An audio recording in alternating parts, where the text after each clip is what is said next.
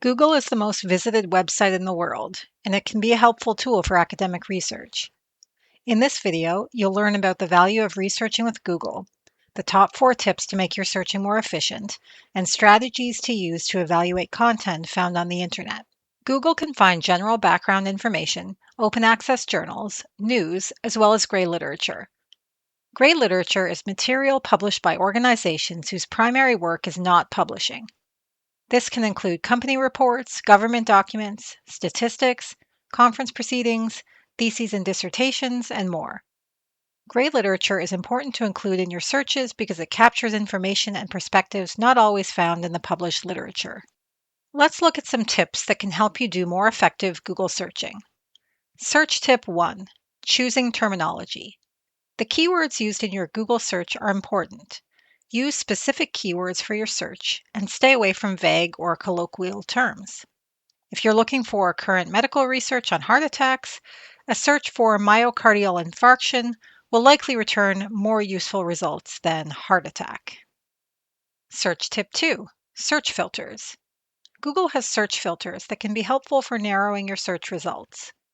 The filters that appear under the search bar will change depending on which are considered most relevant to your search by Google's algorithm. Some common filters are images, videos, news, shopping, and maps.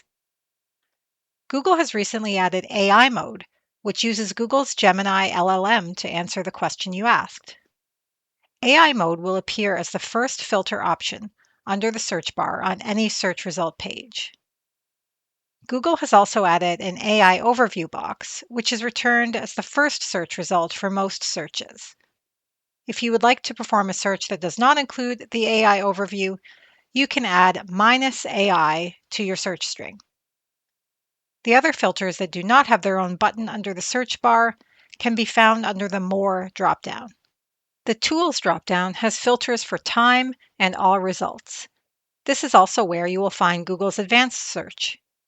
The time filter's default is anytime, but it can be adjusted to show only material from the past hour, past day, etc., or a custom date range.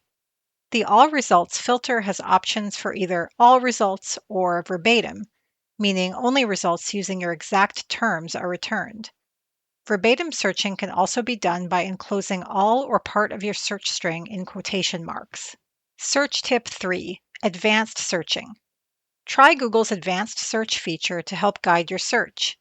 In the list of filters under the search bar, choose the Tools option and select Advanced Search from the drop-down menu. You can search for particular words along with a number of other helpful features. Advanced Search also allows you to search by domain name, file type, last update, language, region, or usage rights. Let's say we're interested in reading a PDF of an English translation of Homer's The Iliad. A number of translations are freely available online. If we search for the Iliad, we can then use the advanced search to limit the file type to Adobe Acrobat PDF and limit the results to English. Another helpful function is the site search. In the site or domain box, we can conduct searches that only come from one specific source. Let's try searching for pages on occupational health and safety from the Government of Canada. Put occupational health and safety in the box for this exact word or phrase, and then gc.ca in the site or domain box. This will give us results, including our search terms, only from the Government of Canada websites. Search tip 4: Control F or Command F. These shortcuts can be used to find exact text on the page. If you're using a Windows computer, press Control F to bring up the search box and type in the words or word you are looking for. If you're using a Mac, press Command F. This is helpful not only when searching websites, but it can also be used to search PDFs, Word documents, ebooks, and more. Let's talk a little bit about evaluating search results from Google.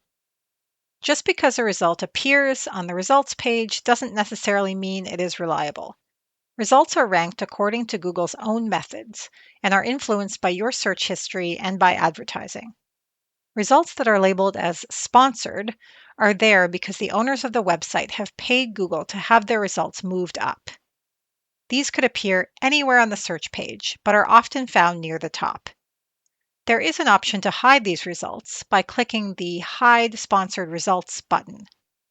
If you're unsure whether or not a result is an ad, you can click the three dots and scroll down to the bottom of the pop-up. There will be a statement indicating whether the result is an ad or not. If you have found a result that you think is helpful for your research, try doing a similar search in Google Chrome's incognito mode or another browser like DuckDuckGo to see if the same results are returned. Incognito mode does not save your search history, cookies, site data, or any information entered in forms. Your searches done in incognito mode should not be affected by these factors like regular Google searches are. To search incognito, press Ctrl-Shift-N. DuckDuckGo is a browser that is like Google but never tracks your searches, blocks ads, trackers, and cookies that collect your data. It is important to evaluate the information you find online. You can use what is known as the SIFT method for this purpose. This method was developed by Mike Caulfield, a writer and information literacy educator. The acronym stands for Stop, Investigate, Find, Trace, and it has some practical strategies for evaluating online information. Stop. Ask yourself if you recognize the source. Take note if you have a strong reaction to the information like anger, pride, or joy. If so, slow down before sharing or using the information. Investigate the source. Consider where the information comes from. Is the website trying to sell you something? Does it take a particular side on an issue? Use Google or another search engine to find some other sources that talk about the website or the author. Wikipedia or news sources can be good places to find this information. This is a practice known as lateral reading. Find trusted coverage. Try a fact-checking website like Snopes.com or factcheck.org to verify a claim or to learn more about an organization. Trace claims, quotes, and media back to the original context. Go back to the original source of a claim or quote. Many websites reuse content from other sources. It is good to go back to the original context and verify that content is fairly represented in the secondary source. For more help on evaluating sources and academic research more generally, see the link below to Dalhousie Library's Academic Research Skills Guide. The information in this video is accurate as of June 2026. Google, however, changes their search functionality and interface on a regular basis. Contact Dalhousie Libraries or use the Live Help chat if you have any questions about effective Google searching for your research. Thanks for watching. For research guides, live help, other online tutorials, or contact information from the 5 Dalhousie libraries, check out the links in the description below.